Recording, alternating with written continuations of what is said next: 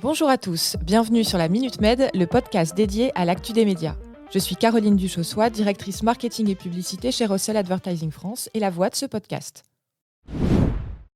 À la une de cet épisode, on parle recettes publicitaires. Le cabinet PMP Stratégie a sorti ses prévisions concernant les recettes publicitaires en 2030 pour l'Arcom et le ministère de la Culture. L'étude révèle que la part des recettes publicitaires captées par les acteurs du digital devrait atteindre 65% en 2030 contre 52% en 2022. Les plateformes extra-européennes telles que Meta, YouTube, TikTok et Amazon devraient sans surprise concentrer près de la moitié des recettes.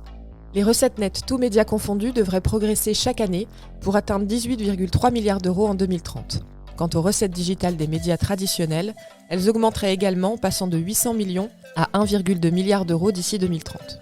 Une tendance qui ne compenserait cependant pas la baisse des revenus publicitaires sur leurs canaux historiques, notamment la télévision, la radio et la presse.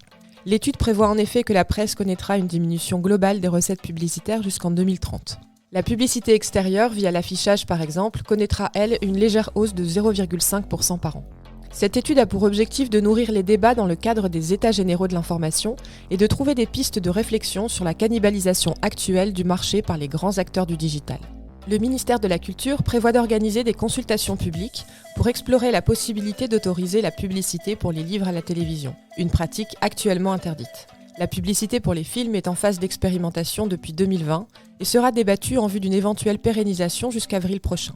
À l'avenir, d'après les prévisions, on constatera une augmentation de la consommation de contenus digitaux, une croissance continue du commerce en ligne, une obsession accrue des annonceurs pour la performance, une importance toujours cruciale de la donnée et une accélération de la sensibilisation écologique.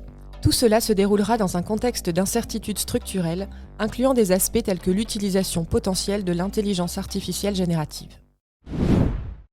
La régie publicitaire 366 a reçu le label RSE de Positive Company pour la 3e année consécutive. La presse quotidienne régionale améliore sa notation, passant d'1 à 2 étoiles. Ce succès reflète l'engagement de 366 en faveur de pratiques commerciales responsables et du bien-être des parties prenantes. Dans le cadre du programme Impact 2021-2023, la plupart des titres de la PQR sont également labellisés par Positive Company. C'est le cas notamment de certaines entités du groupe Russell telles que La Voix du Nord.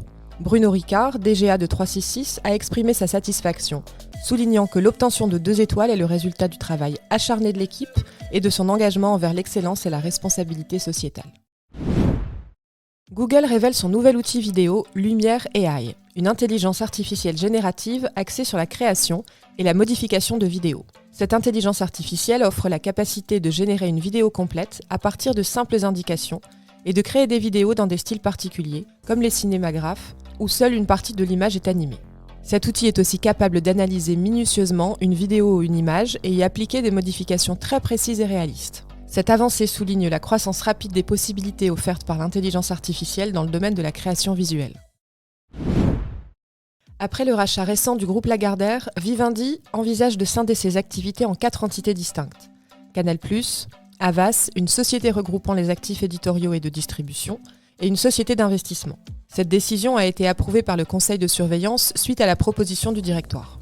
Vivendi avait précédemment annoncé en décembre son intention d'étudier la possibilité de scinder ses activités.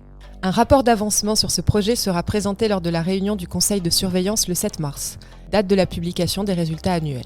Le processus implique des étapes telles que la consultation des instances représentatives du personnel, l'obtention des autorisations réglementaires et l'approbation des porteurs d'obligations et des prêteurs. Le projet vise à fournir les ressources nécessaires au développement des activités, tout en démontrant sa valeur pour toutes les parties prenantes.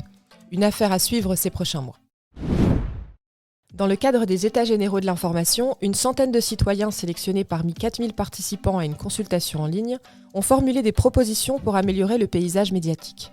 Ils recommandent d'intégrer l'éducation aux médias dans les programmes scolaires, d'établir un indicateur de fiabilité de l'information et de fournir à chaque média un outil de fact-checking. Pour contrer les filtres informationnels et la désinformation, ils suggèrent l'affichage de pop-up de sensibilisation sur les moteurs de recherche et la mise en place de plateformes de fact-checking participatifs sur les réseaux sociaux. D'autres propositions incluent l'interdiction de la propriété médiatique par des entités non liées aux médias et le renforcement de la protection des journalistes et de leurs sources. Ils proposent aussi la création d'un fonds pour l'audiovisuel public financé par une contribution progressive basée sur les revenus.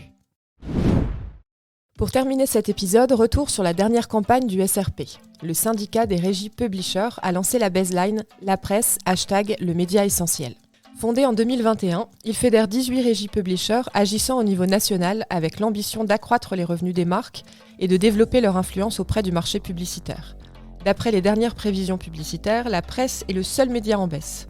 La campagne a pour objectif de valoriser la force de la presse, aussi bien dans la qualité de ses contenus que dans la démocratie qu'elle peut apporter aux annonceurs. Le message a été porté par les 19 régies auprès de leurs collaborateurs, sur leurs réseaux sociaux et leur site internet. Une bien belle campagne.